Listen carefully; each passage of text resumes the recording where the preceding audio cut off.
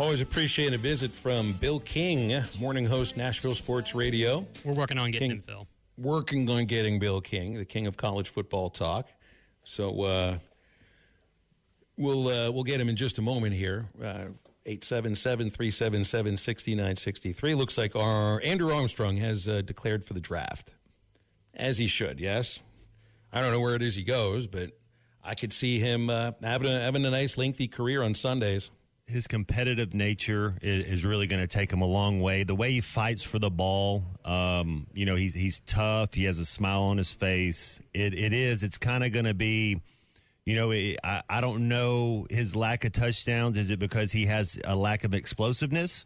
Well, he can get open, so there's explosiveness there. He can go up and get the ball. So was it just a scheme? Was it just we weren't really throwing a lot of touchdown passes this year? Is it that they started doubling when we got into the red zone? A lot of his things will be what's his vertical, what's his 5-10-5, what's his 40, where is that?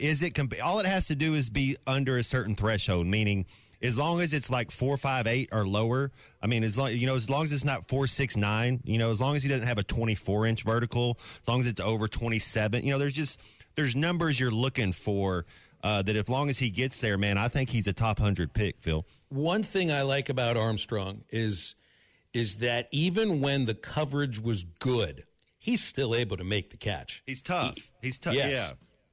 Let's talk. Bill's with us here.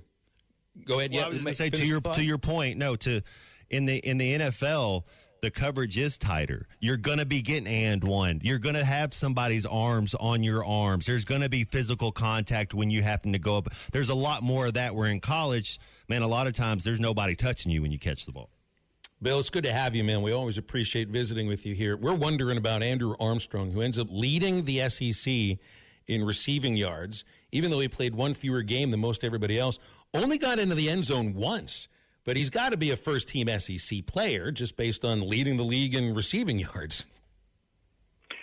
Yeah, now, I haven't scouted him much, and I'm not labeling him this, but I do know that at a position, let's say a wide receiver position, players that win a lot of college, let's say they win almost all their 50-50 balls, are kind of a turnoff to the pro game. I'm not labeling him that, but they want a separator that they think can separate on the next level. And I do know, I was reading a scouting report about some receivers a couple of months ago, and they were talking about that one category that bothers them, a real productive college player, super productive, but he wins a whole lot of 50-50 balls because he's strong. That's a worry on the next level. Bill, I'd gotten in the last segment. Scoring was down in the SEC this year, and I'm talking SEC versus SEC league games. It isn't just because of the clock.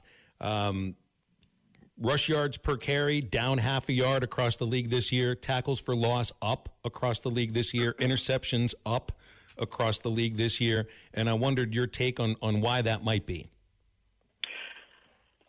Probably a broad brush of the quarterback play, which has been pretty good, but has not been excellent. And my backyard 3 hours from him, Nico's had a really good year, and he's played a lot better, but he hasn't been what we expect.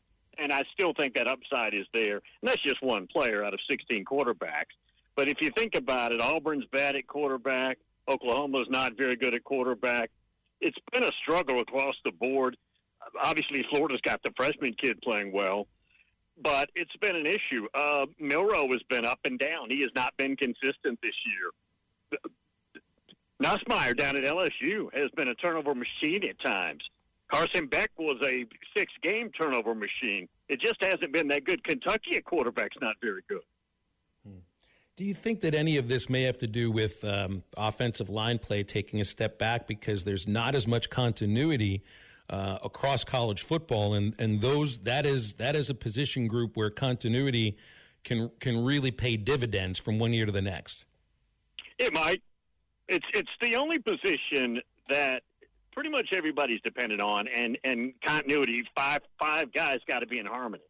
That's not the case with a defensive line. That might be.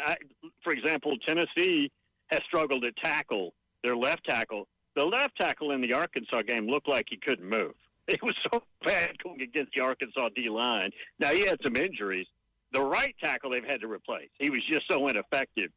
And I know that Georgia hasn't been as good up front as they typically are. LSU is not the juggernaut, pile-driving, overwhelming offensive line that we thought they were going to be this year. It's across Ole Miss with all those transfers coming in and all those defensive kids hit for them. That offensive line did not develop. Bill, how many spots are actually open? We've been talking about this playoff 12, and you have these championship games, and I don't think that it should be held against a team that earned the right to play in a championship game. But that being said, if Clemson loses, I don't think they get in. I think they have to win to get in. How many spots are actually opened? Okay, so go ahead. Well, and you're saying regardless of the league championship games, just a couple, probably just a couple. Alabama is probably first out looking, and maybe in. And folks, I'm up for a good conspiracy theory. Alabama's going to get the benefit of the doubt as a brand over anybody else. Nobody will ever admit that, and I'm good with that. But I've been around this thing for 40 years, guys, and I know the way this works. And if there's a benefit of the doubt, Alabama's going to get in there. And if there's another benefit of the doubt, they may try and match up Alabama and Notre Dame, which would be a brand name game. And don't be shocked if something like that were to happen. Man, I mean, you talk about brand names. There isn't a single brand name that's up for a potential at large, unless you look at Miami. And I just don't think that they're a brand name anymore. They're still known, but they're not the same thing that they were even 23, 24 years ago. You know, in that case, Alabama's it. Right. Carolina, those, I think they've got a resume that's certainly worth looking at. I think maybe even more so than looking at Ole Miss. Then again, they lost to Ole Miss. So I don't know. All these things end up going in circles, though, don't they? Yeah, if we had a basketball-style tournament, and thank God we don't in football, but if we did, I would not want to play South Carolina. And I got to say this, Ole Miss is not getting in, barring some kind of meteorite that hits Earth. But one of the most impressive wins of this year, of all these games we can talk about, they went to Columbia, South Carolina, and steamrolled them. That, you go back and look at it, they absolutely dominated them. It was never a contest. That's one of the best wins of the year. All right, so we wondered who's the SEC Coach of the Year. And I want to throw something on top of that, too, because I just think about this, you know, with the term of, Kiffin and Ole Miss spending all that money to probably end up playing, like, in Nashville in the Music City Bowl. Did Kiffin do a good job this year? I mean, when you look at the money spent and the results, 9 wins is good, but that's not what was hoped for at Ole Miss. Realistically, too, the expectations were, I think, realistic for them to get to the 12. I can spin it both ways. Let me be the ultimate Pollyanna Ole Miss guy. If you go back historically since Johnny Vaught, and we're going 50 years, they don't have 9-win seasons very often. I think there's 9 times in 50 years. Wins or more. So based on that, he did do a good job. Now, let's take this and condense it a bit and get the microscope out. They loaded up the best Ole Miss team that I've said on your show and any other show ad nauseum, the best Ole Miss team I've ever seen. And losing 3 games with a very fortuitous schedule, some tough games, but a very doable schedule, is not achieving what they needed to achieve this year. So I would err on the last one, but if you wanted to make it historic, it is a good year. Bill, Phil and I were also talking about if you are able to take your team to this playoff 12, that job is probably safe, except for maybe one guy, and that's Ryan Day. If Ohio State, let's say they have a first-round exit in this playoff 12, how confident are you that he will be the head coach of the Buckeyes next year? I don't think they do anything this year because I think they owe him probably $30 million, and then the rest of the staff. This would be about a $60 million turnaround. And they've got plenty of money. I am not even suggesting. That's still a big chunk right there for a guy who wins almost every game he coaches, except the main one that's vital. He's now 1-4 in that game. But I don't think, unless it's just a presentation guy where it looks like he's lost the team, the team just won't respond to him, then maybe that's a scenario. I don't see that happening, not now. But the AD there, Ross Bjork, that's not his guy. You didn't hire him, so I could see he's going to do something faster than Gene Smith, a longtime AD who was there, would have done. And, guys, that Ohio State-Michigan game makes absolutely no sense at all. There is nothing on God's green earth about that matchup that suggests Michigan wins that game. I'm highly suspicious of that. That's what I was going to get into. All right, so you said a word I want to add. What's the suspicion? Because the week before, they were up and ready to just beat the pants off of Indiana. They played against Indiana like they were Michigan.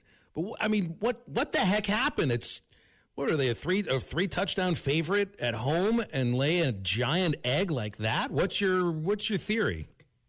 If you were to take a legal pad and fill every lineup with the way Michigan could win that game, there's only one way out of a million to get the game into an incredibly, unusually low-scoring game grinder, and Ohio State's offense shuts down.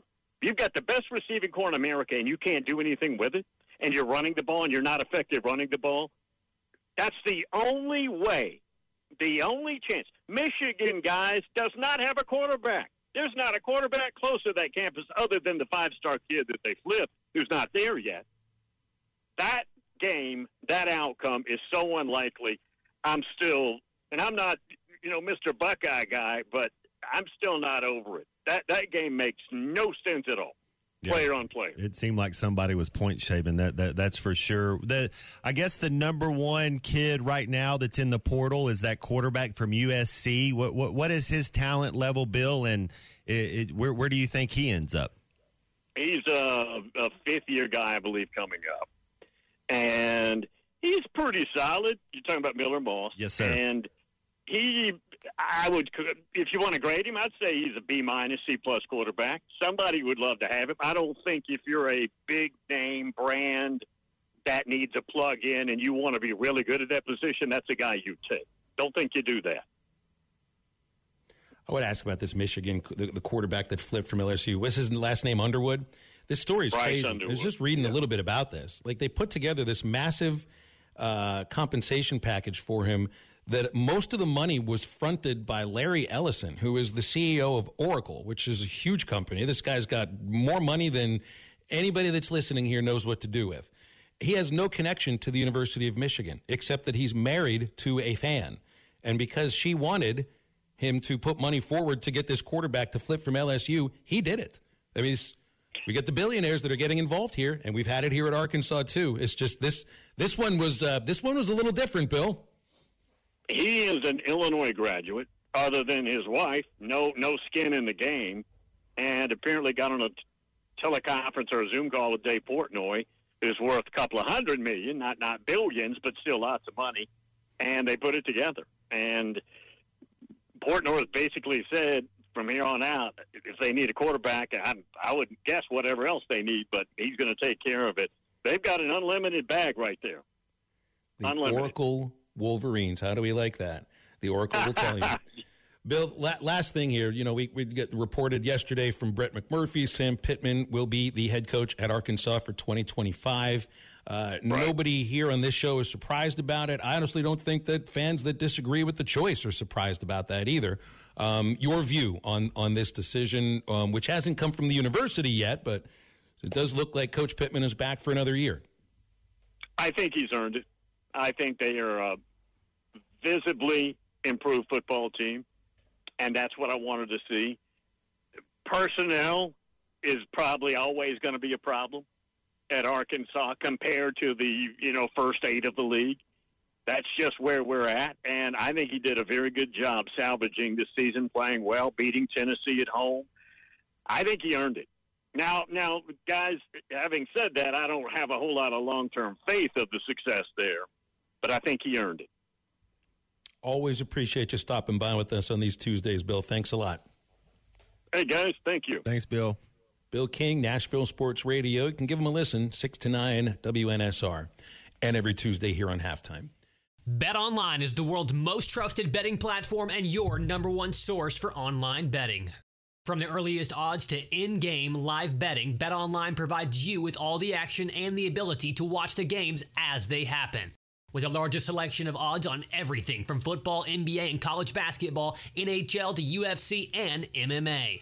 Head to BetOnline today to get in on the action with America's most trusted site for online wagering. BetOnline, the game starts here.